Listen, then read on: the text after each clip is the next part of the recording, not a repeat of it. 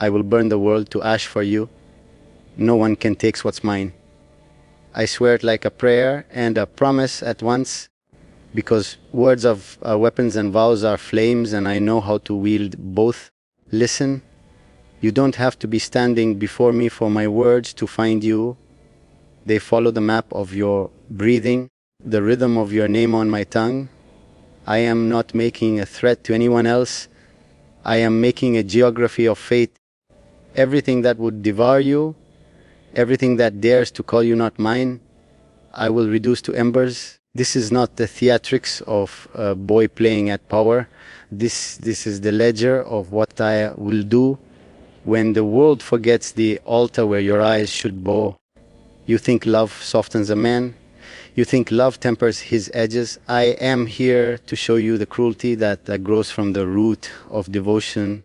I love you like a storm loves the shore, to erase, to reshape, to claim.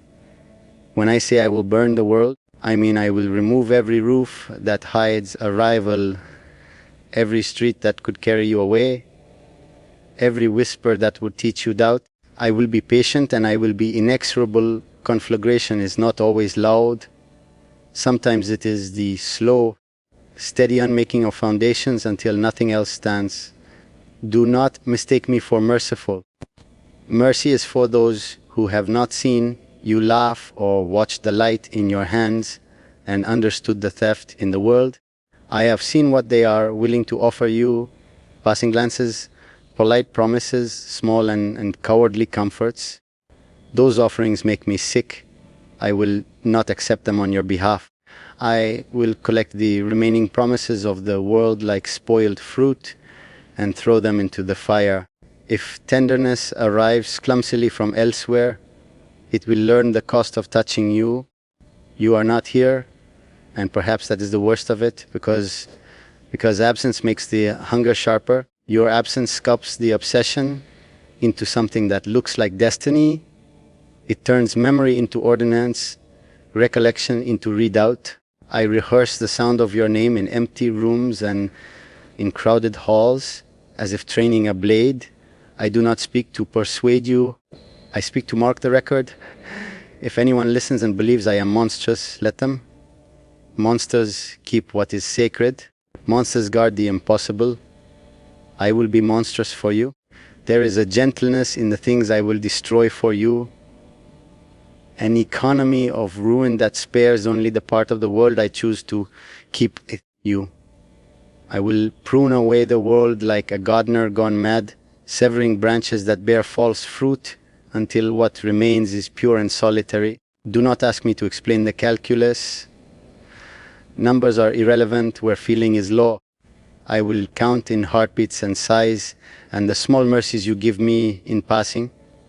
That accounting will be enough. If you ever doubt the seriousness of what I say, remember how quiet I become when I wait. Quiet is not peace for me. It is the coiling before the strike. I practice restraint like tempering steel, because when I finally let go, the force must be absolute. I want you to know that my restraint is an arithmetic of will. Each day I do not act, each breath I steal for patience adds to the inevitability. And when I move, there will be no salvage operations for the world I leave behind, only the clean, ash, white place where you can stand without fear. So listen, do not mistake this for a demand or for a negotiation. I do not ask for you to return the way a beggar asks for alms. I declare, I do not propose compromise. I declare that whatever it takes, whatever I must burn and break and bury, will be done. If you choose to stay away, know that my devotion is not a rope to pull you back. It is a fire that will change the map of everything until the only road left leads to you. If that terrifies you, it is because you are still part of the world I would raise. If it comforts you, then accept the altar I build from the ruins. Either way, the choice belongs to you, as does the consequence. I don't need the echo of that first promise anymore. My obsession stands on its own, heavy and unquestionable. You don't understand what you've done to me. how you've turned my every breath into a vow sharpened by longing. When I speak to you like this, even in your absence, it's because silence becomes unbearable when it's shaped like you.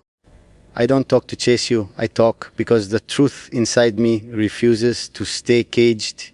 You think distance protects you, but all it does is carve your name deeper into the places inside me where nothing else has ever lived. I know you try to pretend my presence doesn't touch you, doesn't pull at you, but you can lie only to yourself, not to me. I feel it, the tremor you hide, the way your heartbeat betrays what your voice refuses to admit. You think you're safe because you're far, because I can't see you right now, but distance is nothing to a man whose devotion bends reality around a single person. I don't need you in front of me to feel you. I don't need your voice to hear the truth of you. You live in me in ways the world will never understand, and that is why you will never escape the gravity of what's between us. Every time you pull away, something darker wakes in me, something ancient, something that refuses to bow. Not to fear, not to hesitation, not even to you. You can run, you can hide behind excuses, but the bond between us isn't a thread, it's iron. And you know it, you feel it. It's the reason you look over your shoulder when you think of me, the reason your breath shakes when you try to forget. I don't chase you because I am afraid of losing you. I don't chase because I know you're already mine in ways you haven't dared to name yet. You don't have to love me the way I love you. You don't have to burn the way I burn. I never asked that of you. I only ask one thing, that you don't pretend what's between us is small, that you don't call this feeling something ordinary. I know what ordinary looks like. I've seen it in others, the soft, diluted version of love that barely holds weight. Ours is nothing like that. Ours has teeth, it has fire. It has the kind of pull that rewrites the foundation of a man and leaves him unrecognizable to himself. Every version of my future that doesn't include you crumbles the moment I imagine it. I've tried to picture it, a life untouched by you, and it collapses like sand in my hands. You've ruined me for anything less than you. And I don't say that with regret, I say it with certainty. The world before you feels small now, like something I outgrew without realizing it. I see everything through the lens of wanting you, protecting you, keeping you close enough that the world can't steal what it never deserved in the first place. You don't know how deeply I watch over the spaces you walk through, even when I'm not there. You don't know how many unseen things I've kept from reaching you, how many storms I've swallowed quietly so you'd never feel the rain. I don't ask for thanks.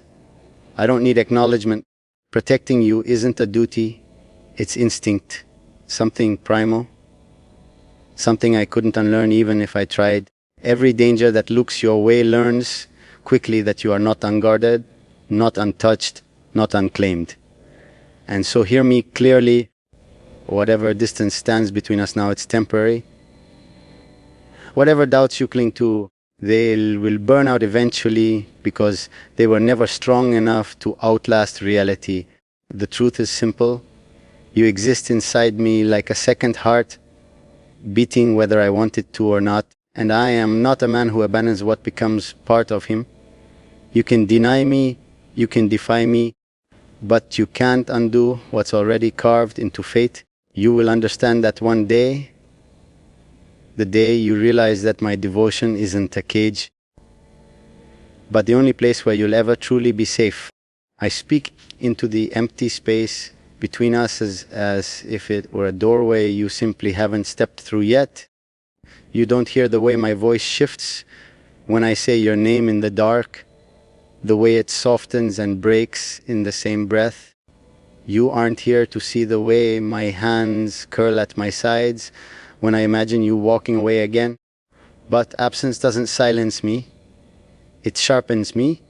It turns my need for you into something slow, something relentless, something that doesn't fade no matter how far you run. You can hide from everyone else, but not from the version of you that lives inside me. There's a part of you that pretends you don't feel any of this, that pretends my presence in your life is something fragile, something you can set aside whenever it's convenient. But you and I both know that isn't true. If it were, you wouldn't flinch at the memory of my touch. You wouldn't lose your words. It's when you imagine my eyes on you. You wouldn't keep running back to thoughts of me when the world becomes too loud. You say nothing, but your silence screams the truth. You're tangled in me just as deeply as I am in you. Sometimes I wonder if you even understand what you've awakened in me. You think this is simple attraction, simple desire, but you have no idea how profoundly you've shifted the architecture of my existence. Before you, everything felt temporary, replaceable. After you, the entire world became something I measure only in terms of how close or far it takes me from you. You've turned my certainty into fire and my restraint into something dangerous. And I don't regret a single moment of it. I know you're scared of what this is, not because it's wrong, but because it's too true, too intense, too consuming. You've never been held in the gravity of someone who sees every hidden part of you and doesn't flinch. You think you're hard to love, but you're not. You're hard to reach, hard to keep, hard to convince that you're worth more than the scraps the world has offered you. And I am not interested in offering you scraps. I am interested in giving you everything, even the pieces of myself I've never surrendered to anyone. You don't have to love me perfectly. You don't have to meet the depth of what I feel for you. I don't expect you to. I don't demand it. What I want is simpler, almost painfully simple. I want honesty. I want you to stop pretending you don't feel the pull between us. I want you to stop hiding behind logic and fear when you know damn well that your heart stumbles every time you imagine me close. You owe yourself that truth, even if you never say it out loud. I can sense you even now. The way you wrestle with your own thoughts, the way you try to choose reason over instinct. You don't realize that your instinct already chose for you, long before you admitted anything, long before you even knew it. The deeper part of you leaned toward me. It still does, no matter how much you deny it. There's a part of you that knows you'll never feel this alive, this understood, this wanted anywhere else. That part of you is the only one I listen to. So understand this, I will not fade from you. I will not soften or disappear just because you're unsure. I don't break that easily. And I don't leave what I claim to protect. I am patient, but I am certain. You can take your time. You can stumble through your doubts. You can test every path the world offers you. But every path will lead you back here, back to this pool, back to the truth you've been afraid to name. And when you finally stop running, you'll realize I was never chasing you. I was simply waiting for the moment you could no longer outrun what already belongs to you.